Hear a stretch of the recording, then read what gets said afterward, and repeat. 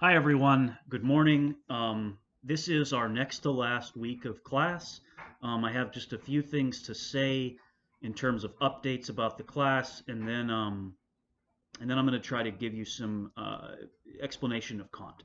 Um, after this week, there are no more analyses or discussion posts for the class. The only thing after this week that you are responsible for is a um, paper that's due Sunday, April 26th.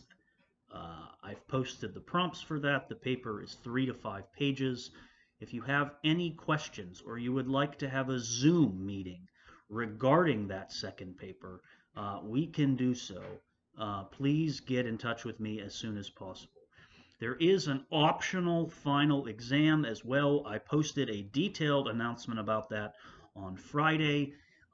I would like to know as soon as possible if you want to take that exam. Um, it is, again, if you choose not to take it, it has no impact on your grade, other than the fact that you might lose a chance to improve your grade. But it is optional for everybody, not only if you have an A, it is optional for everybody. So, but if you'd like to take it, let me know. Um, with that said, I want to transition into Kant, and in some ways, I'm really sad that we don't get to meet to discuss Kant together because Kant is, well, not only is Kant extremely difficult in terms of just the jargon, and it's really hard to penetrate sometimes Kant's thought because he has so much jargon. Um, but also, this is the culmination of the course. Kant represents the synthesis of the kind of two schools of thought that we have been treating up to this point. We saw that the rationalists, with their metaphysical claims, kind of ran into a wall sometimes, and the empiricists kind of came along and said, "Show us where in sense experience you have the basis to make your metaphysical claims." In particular, Hume, with his copy principle, had suggested that anything we claim to have an idea or a concept of must have had a preceding touchstone in experience. And so Hume was constantly asking us, he was asking any metaphysician, anybody making metaphysical claims, to show him where the impression was of God, of substance, of necessity, and in particular the necessity between such something like cause and effect. He was saying, show me the impression in experience that gives rise to these metaphysical claims that you are making. And that was the sort of skeptical challenge that Hume poses. Because for so many of the metaphysicians, they were making claims about God and substance that seemed to go well beyond anything in our experience. And indeed, many of you may have not liked reading those earlier Descartes, Spinoza, and Leibniz because you didn't understand how it fit into your experience, because you didn't have the evidence to make sense of substance and God, because it went beyond your experience. And so now that's where Kant is at. Kant is he references Hume extensively in today's reading, and he famously says that Hume is the philosopher who awoke him from his dogmatic slumber. That very very famous quotation appears on page 663 in today's reading. So Hume was a key turning point for Kant, because prior to the publication of his magnum opus, The Critique of Pure Reason, Kant found himself in a similar situation as what he calls the dogmatists. Kant was trained in the same kinds of schools of thought as Leibniz. Kant would have found himself very much, in somewhat to an extent, in agreement with some of the claims being made, the metaphysical claims being made by philosophers such as Leibniz. And so Kant's period. Kant's philosophy is usually carved up into what's referred to as the pre-critical philosophy, which is where he kind of found himself in line with these more dogmatist claims about metaphysics, the pre-critical philosophy, and then the critical philosophy, which begins with the critique of pure reason. And so Kant's mature philosophy, which he wrote at a very old age, his mature philosophy is considered the critical philosophy, in which he wrote his three critiques: the critique of pure reason, the critique of practical reason, and the critique of judgment. And so now Kant is writing this text called the Prologomena to any future metaphysics that will be able to come forward as a science.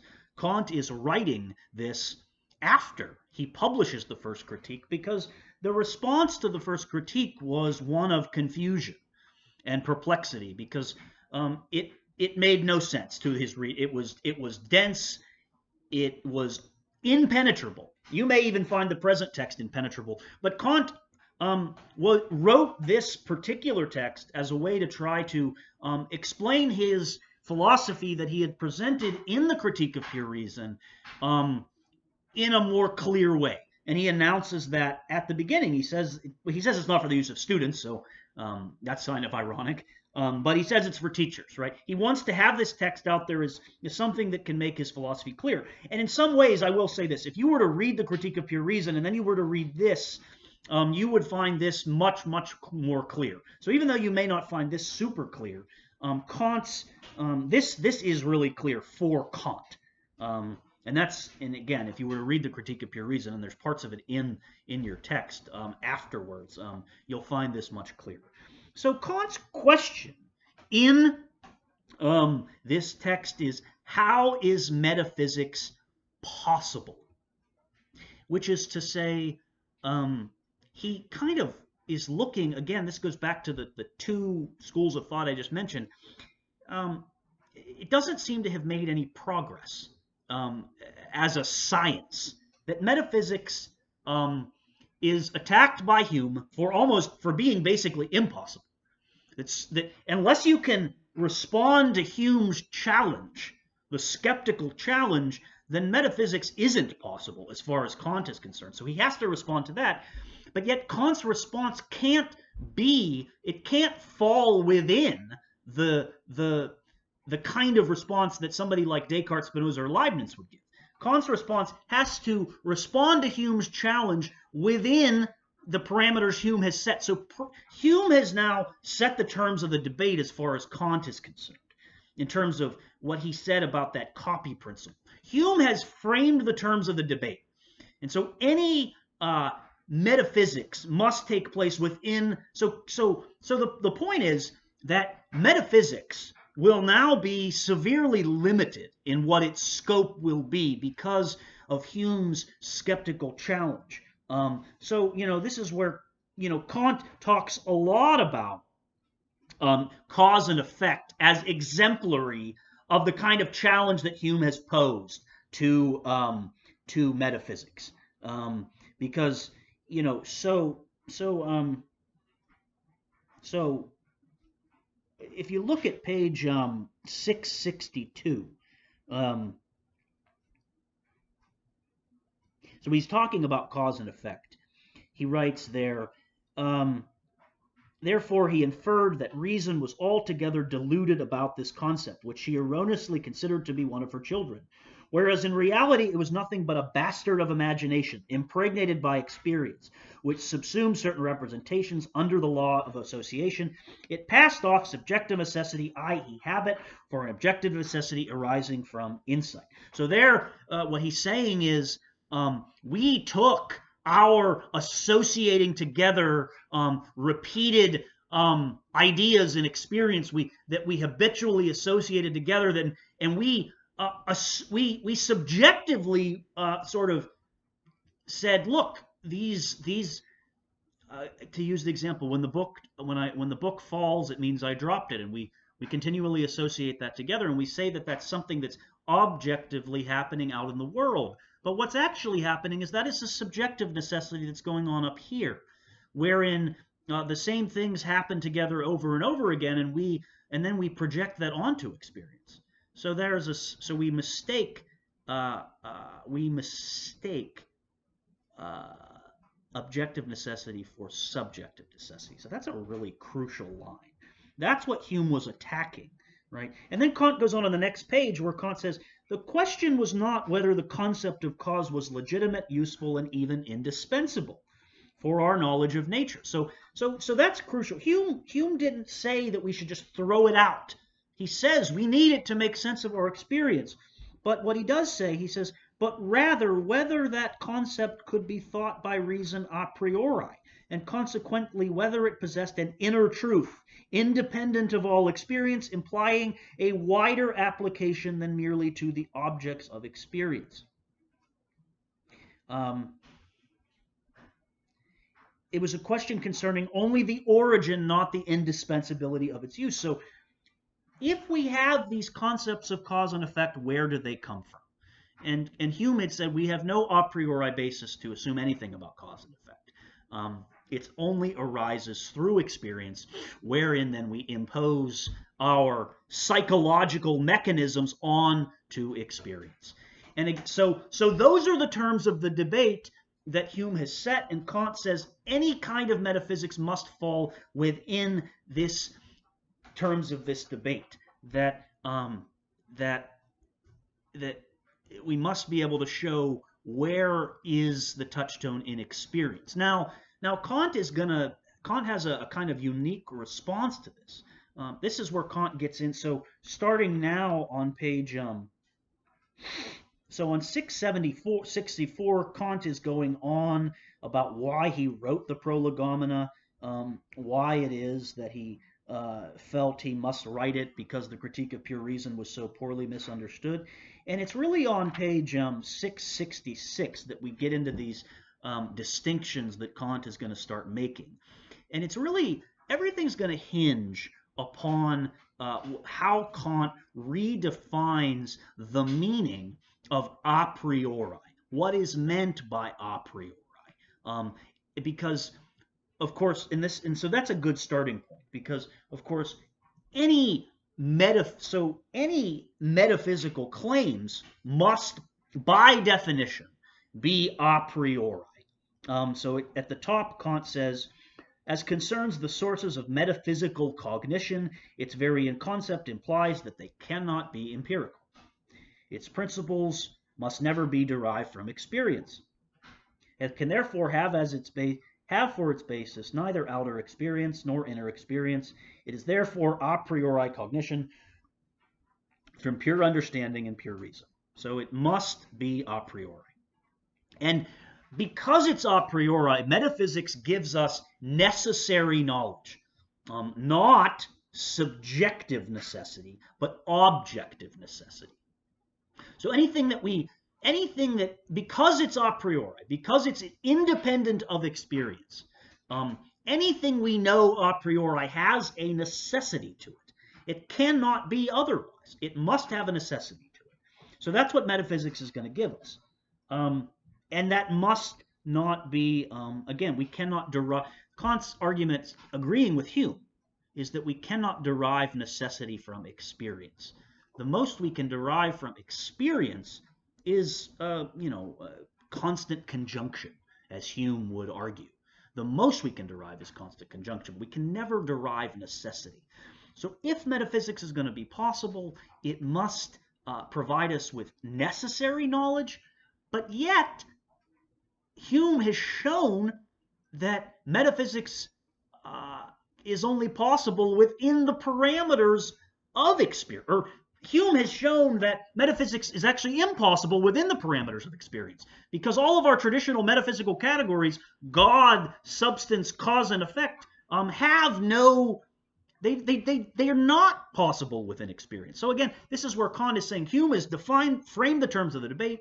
We must redefine the meaning of metaphysics within the terms of the debate that Hume has provided for us. So Kant's going to then talk about the fact, so must be a priori, can't be empirical, must give us necessity. So Kant then looks at at the kinds of, he's now going to look at judgments that we make, and the content of the judgments that we make, and the kinds of judgments that we make. This is similar to what Hume has done with relations of ideas and matters of fact. It's similar to what Leibniz did with truths of fact and truths of reason. He's going to look at the kinds of judgments that we make about the world and figure out what do metaphysical judgments look like within these sort of broader categories of all judgments, right? So Kant starts here by saying, the distinguishing features of the sources of metaphysical cognition must consist of nothing but a priori judgment. So we've already got that. But whatever their origin or their local form may be, there is a distinction in the content of the judgments. The content must be either explicative or ampliative, right? And the former may be called analytic and the latter synthetic. So this is Kant's own distinction that he's adding to the mix here. So we've got the a priori, and then we're going to also have what Kant calls the a posteriori. And we've also now got analytic and synthetic, which refers to the content of the judgments. Analytic and synthetic, or I mean, a priori and a posteriori refers to the form of the judgment, and ampliative and explicative refer to the content within that judgment. So explicative will go with what explicative goes with a priori, which is to say analytic. So the analytic and the a priori will go together for Kant, and the synthetic and the a posteriori naturally go together for Kant. So what is an analytic a priori judgment then? Well, an analytic a priori judgment would simply be all bachelors are unmarried men. We've already done that before. That is simply a relation of ideas. So an analytic a priori judgment is a relation between two ideas. But again, now we've got now the analytic referring to the content of the judgment. That the analytic refers to the content in the sense that we simply need to analyze the content of the judgment to figure out its truth or falsity. A synthetic a posteriori judgment will be one wherein we have to synthesize in order to determine the truth or falsity of the judgment. And that's what experience is. Experience is a kind of synthesis wherein we bring together various forms of information in order to determine the truth or falsity of the judgment. We synthesize, we engage in synthesis as a mental activity wherein we determine the truth or false. So synthetic a posteriori has to go, it relies upon experience to determine its truth or falsity. And so we now have, and so, you can kind of think of, the analytic a priori kind of goes with the rationalists, who just said we can analyze our concepts and determine their truth or falsity, something like analyzing the concept of God, which Descartes did in order to determine the truth or falsity of the metaphysical claim about God, analyzing the definition of substance. So there you have some easy examples to see how, that's what for rationalists, metaphysics consisted in the analysis of our judgments in order to determine the analysis of our concepts. So substance was that which exists in itself and can be conceived through itself, right? And God is whose existence, or that whose essence implies necessary existence, or something like that, right? That was Descartes and Spinoza. So those were whereas for empiricists, we might think that they are more arguing for something like a synthetic a posteriori judgment, which is to say a judgment whose content is synthetic in the sense that it requires a synthesis through experience to determine its truth or falsity. So we have these kind of two poles, and Kant is going to come along and kind of argue that there must be a third possibility. And so because for Kant, metaphysics must be more than explicative. It can't simply just tell us about the concepts we already have. Metaphysics must be possible of increasing our knowledge, which is to say ampliative, which increases our knowledge in some way. It must be, in other words, it must be synthetic. So metaphysics must be necessary, but it must also be synthetic. So it must be, so metaphysics, we've already determined it must be a priori. But it can't simply be analytic, because all we get from analytic is simply, it just tells us about what we already know. Metaphysics must increase our knowledge for Kant. So it must be ampliative. And so the question is, what kind of knowledge, or how can we have a priori knowledge that isn't analytic? A priori knowledge that actually increases our knowledge, goes beyond the concepts we have, but remains a priori, that has necessity to it, because because metaphysics must give us necessary knowledge, but it must also increase our knowledge. So it must be necessary and it must increase it. Now it seems like if it's going to be necessary, all we're going to do is figure out stuff about what we already know, but that is not going to get us what we need. So we have to, so for Kant, the meaning of the a priori is going to change. The a priori for Kant can no longer mean simply an analysis of concepts that are independent of experience. Because metaphysics must now take place within the terms of the debate that Hume has given us. The terms of the debate are that that if we're going to claim to have a concept or an idea of something, it must have a corresponding impression in experience. So that's the terms of the debate. So metaphysics must be necessary and increase our knowledge within those terms. So then, fundamentally then, metaphysics can no longer be speculation about concepts that we have no impression or experience of. Metaphysics can no longer be about God and substance. That will be speculative metaphysics. That will be dogmatic metaphysics. That Kant is concerned with. So fundamentally, the meaning of metaphysics must change.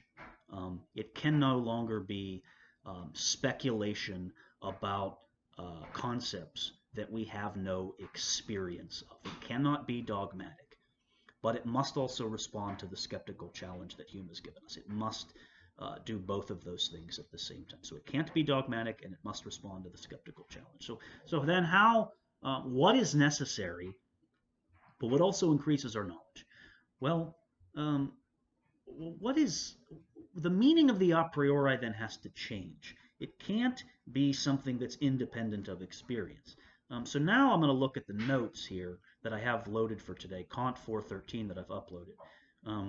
And Kant is going to say that now, so I have here, given this definition of metaphysics, the question of its possibility becomes the question of the possibility of non-empirical, non-sensible cognitions.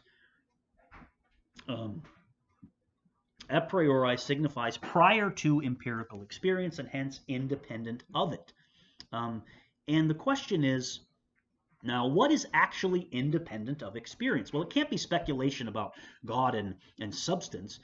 Now, the meaning of a priori, the meaning of independent, is that which makes experience possible in the first place.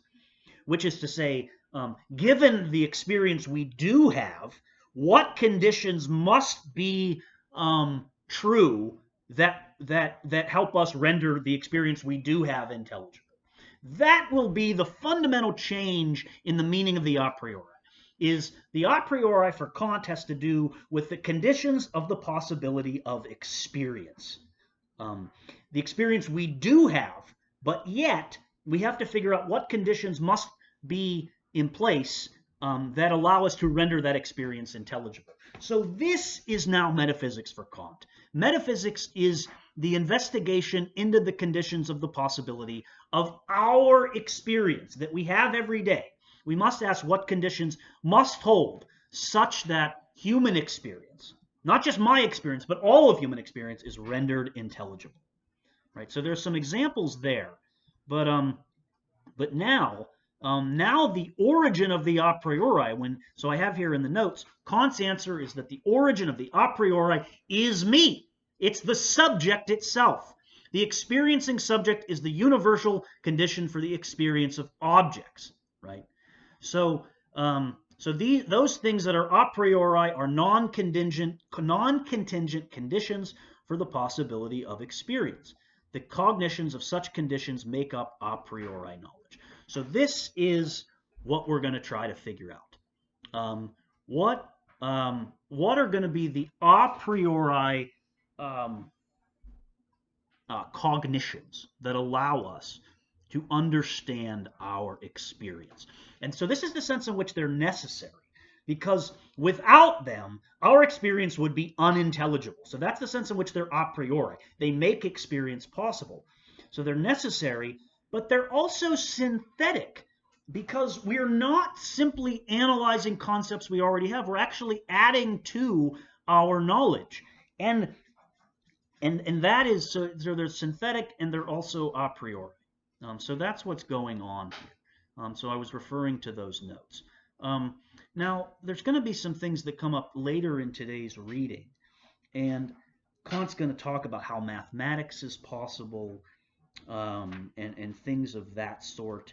And I'm not going to go too far into how mathematics is possible.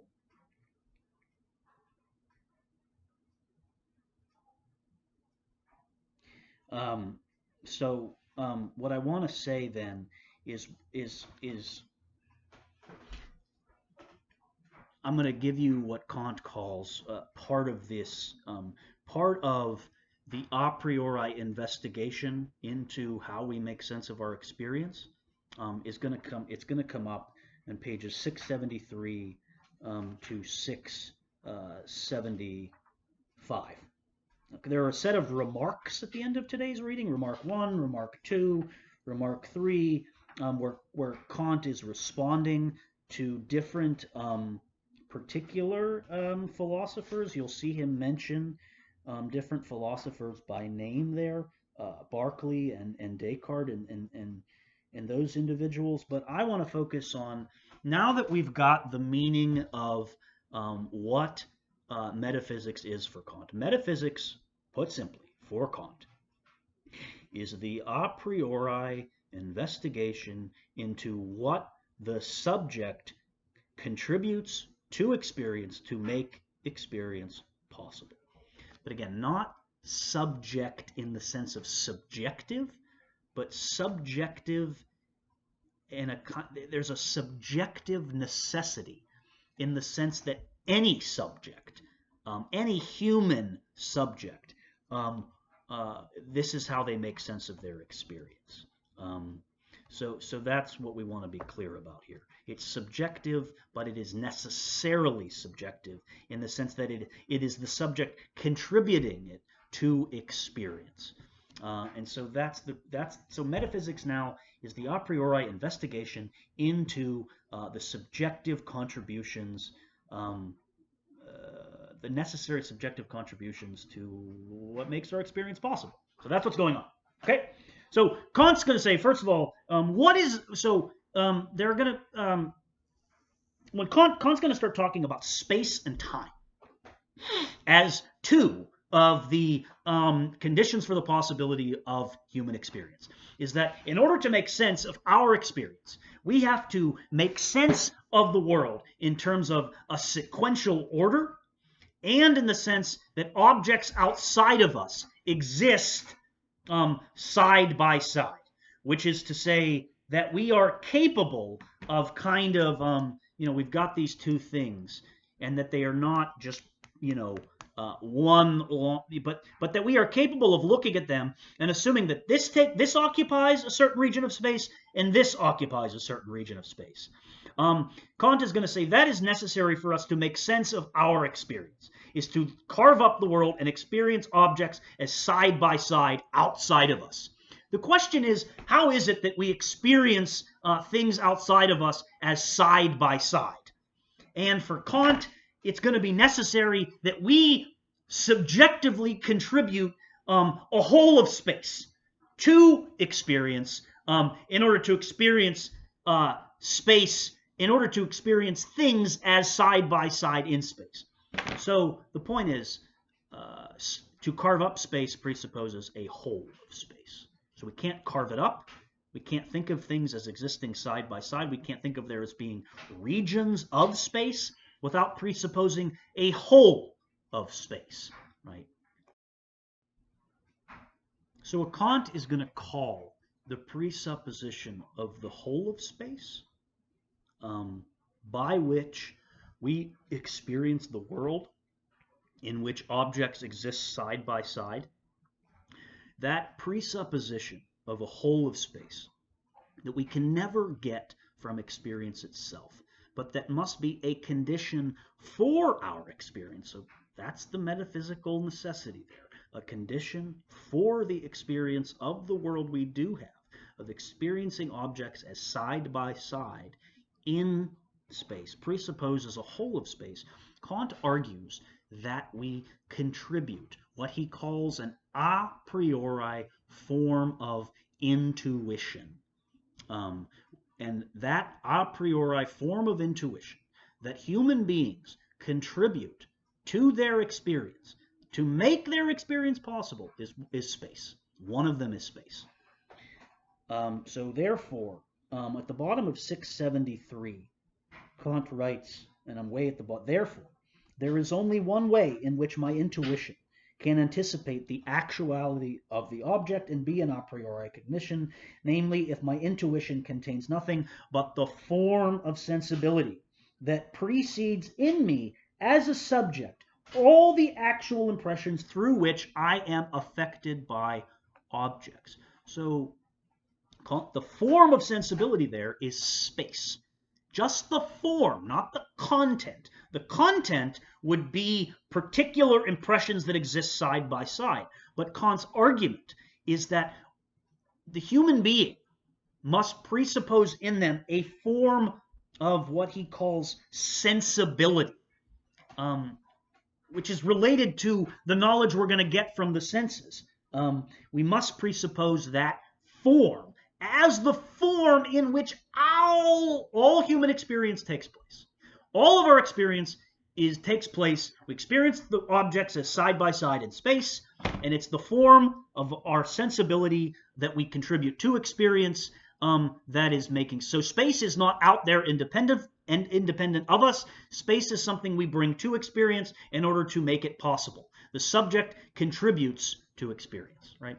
So that now the other form of intuition that Kant is going to argue that we have is time. That time is Kant is going to call the inner, sort of mental form of our experience, whereas space is the outer form. Space is the condition for experiencing objects out there. Time is going to be the condition for experiencing mental impressions as sequential, right? So similarly to how space kind of concerns the side-by-sidedness of objects out there, time concerns the sequential ordering of our impressions as we experience them. So that is the form of our inner mental life. And again, Kant is going to argue similarly that in order to experience, in order to carve up time, in order to carve up and say we experience this impression and this impression and this impression and this impression, we must presuppose a form of sensibility similar that Kant calls time. So space and time for Kant are going to be the a priori forms of intuition that we contribute to experience that render the experience we do have possible. They are the necessary conditions for the possibility of our experience, as experiencing our impressions as sequential and as experiencing objects out in the world as side by side. And that the argument again is that we cannot derive that necessity from experience, because experience itself will give us no necessity. So we have to ask what conditions make our experience possible, and those conditions must be necessary and they must be universal. And we are also adding to our knowledge here in the sense that it is synthetic. So that is a lot. I'm at about 35 minutes here, and I probably lost your attention by this point. That's all I'm going to say. There's a lot of jargon here, and I don't know if it all made sense. I hope that it did. If you have any questions, let me know. And look for the quiz tonight at 5:45, and you'll have till noon tomorrow to complete it. Stay well and be healthy. Thank you.